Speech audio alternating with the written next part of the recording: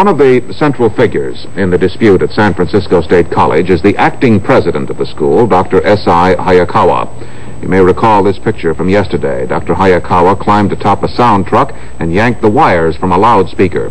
He had ordered all sound trucks off the campus, and when he found this one, he set about making it ineffective. S.I. Hayakawa is a semanticist. He deals in words, but his deeds are making him famous these days. Last night, after order was restored to the campus, he sat down in his office with our correspondent, John Davenport. Dr. Hayakawa still wore his blue armband, a symbol of those on campus who want the school opened.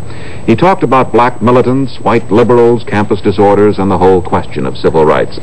Dr. Hayakawa's parents were Japanese-American, and because of this, some militants apparently thought he would never take action against them. Well, here's the interview. Some of the militants have called you an Uncle Tom. They say they thought that you would identify with the minority groups, such as the blacks. Yes. What is your answer to them? Well, I'm the first Japanese Uncle Tom in history. I think it's kind of an achievement. And, of course, I do identify with the minorities. I identify very powerfully with them.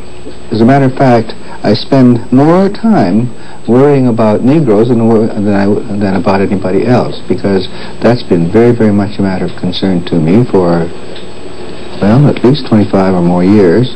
See, I discovered the civil rights movement long before most current white liberals discovered it. I worked for a Negro newspaper in Chicago.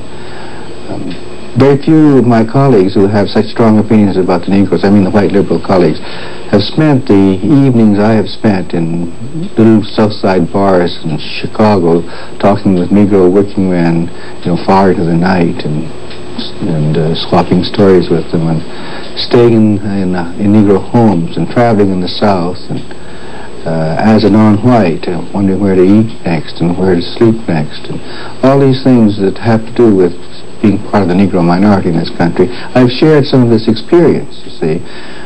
And white people who now have not gone through this, who have simply discovered, let's say, the anguish of the Negro through television and newspapers and magazines in the last few years,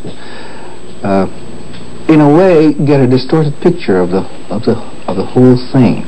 They seem to think that these militants speak for the entire Negro public. And actually, they speak for only a small part of it. The militants are an important part of the Negro public, but think of the number of people we're not hearing from. The people with steady jobs, the people going to school, getting their training, people in industry. There's so many of them from whom we hear nothing, and particularly the enormous number of Negro people who still go to church and have a great culture going there, and so on. And this large body of Negro opinion we don't hear anything about. For example, when Negro young man or young woman wins an essay prize, or gets a big scholarship or research grant, this doesn't make the papers, this doesn't make the networks. But when some black madman gets screaming obscenities in a slum, this sort of thing hits the networks right away, because the networks have a tendency towards the sensational.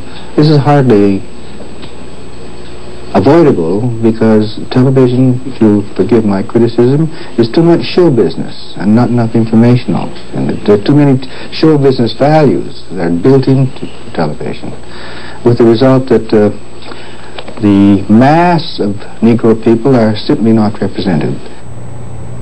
That's tonight's news and comment. I'm Frank Rem.